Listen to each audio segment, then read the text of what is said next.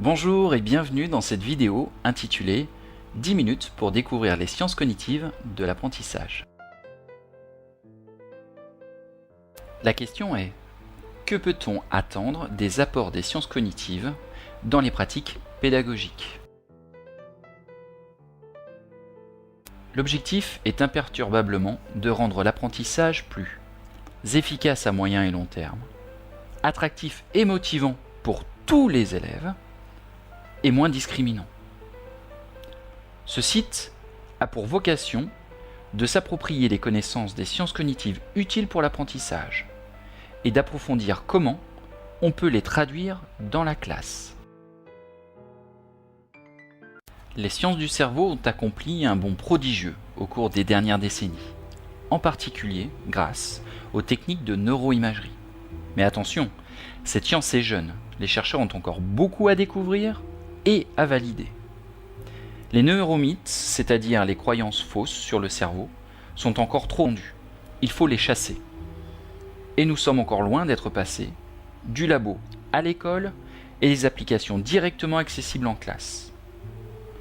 Par ailleurs, la diversité interindividuelle est si grande que les lois générales restent à ce jour difficiles à postuler.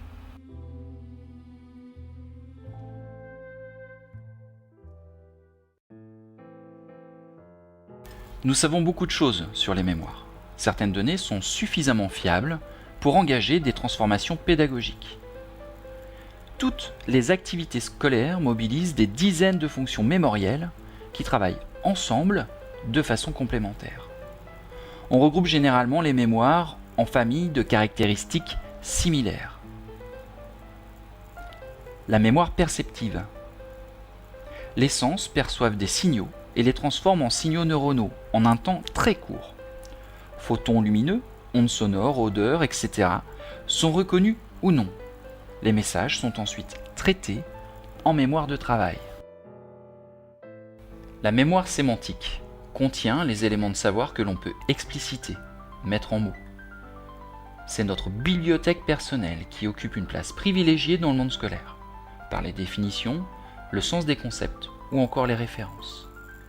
Elle sert à comprendre et à traiter.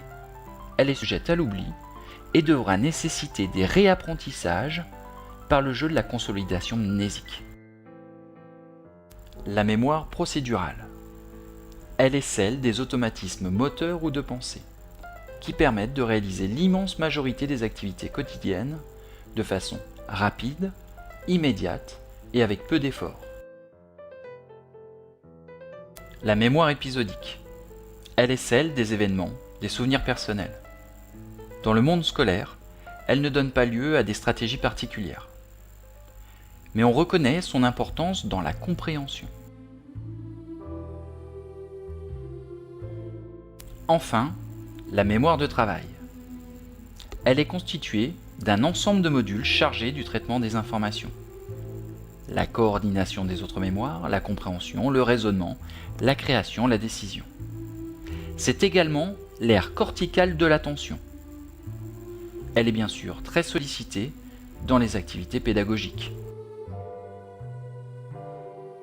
La mémoire de travail, aussi extraordinaire soit-elle dans ses performances de traitement, possède deux handicaps. Elle est éphémère et ne conserve les informations que brièvement. Combien d'informations percevons-nous qui nous échappent aussitôt? Et elle est limitée par son empan mnésique de quelques unités, qui est le nombre d'informations nouvelles et indépendantes qu'elle est capable de maintenir présentes pour traiter une situation. La mémoire de travail accroît régulièrement sa capacité durant l'enfance pour atteindre une limite difficile à dépasser. L'apprenant ne peut traiter correctement les situations que si les mémoires sont suffisamment nourries, sous la coordination de la mémoire de travail. Elles permettent de réaliser les opérations pédagogiques, en particulier comprendre, au centre de toutes la mémoire de travail qui permet de mémoriser. On ne peut comprendre sans savoir au préalable. Certes, la rétention des informations augmente avec l'apprentissage. Mais l'oubli, la bête noire du pédagogue, Au fond, qu'est-ce que l'oubli? L'oubli affecte des informations acquises et qui s'estompent ou deviennent difficiles à rappeler car insuffisamment rafraîchies. L'oubli est un phénomène naturel et permanent. Ce n'est ni une paresse ni une maladie chez les sujets en bonne santé. Nombre d'informations paraissent ou sont oubliées car n'ont pas passé le cap de la mémoire à long terme. Pour vaincre l'oubli, 2 secrets. Reprendre plusieurs fois et créer des liens entre éléments connus. Les résultats statistiques de l'oubli et de la consolidation mnésique, découverts il y a 130 ans par Ebbinghaus, ont fait le tour de la Terre.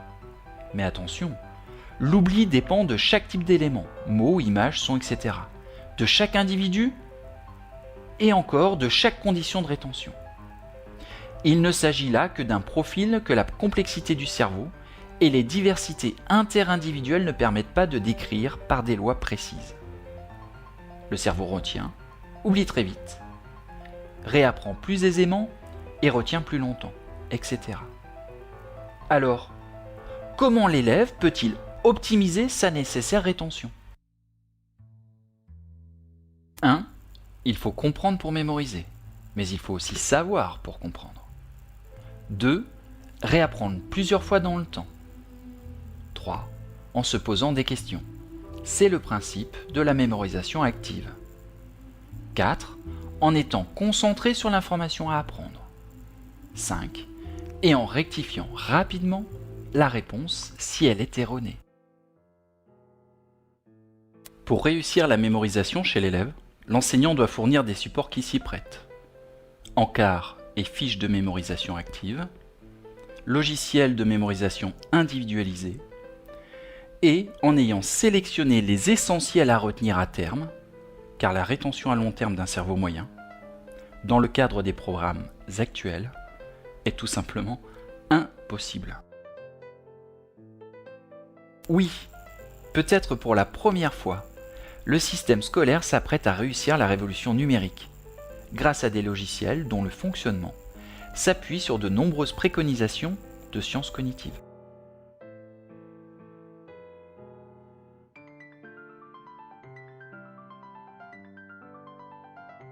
Vous aurez noté l'une des préoccupations les plus aiguës de l'apprentissage.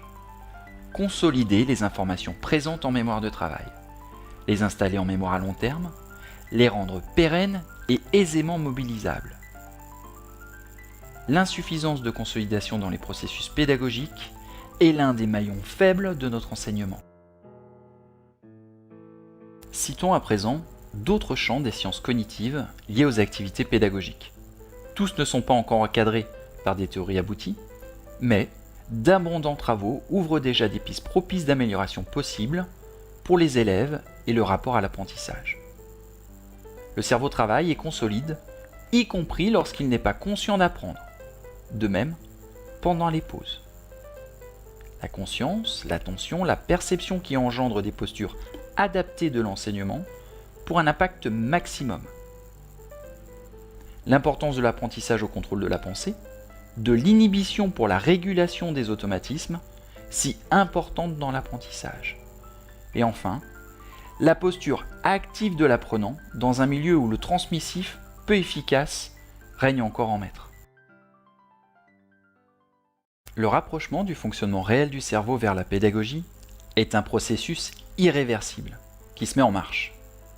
L'amélioration pédagogique pour tous les élèves sera réussie lorsque les équipes s'informeront, informeront les élèves pour en faire de véritables partenaires de leur apprentissage, expérimenteront pour passer progressivement du labo à l'école et communiqueront leurs résultats afin de les affiner et les diffuser.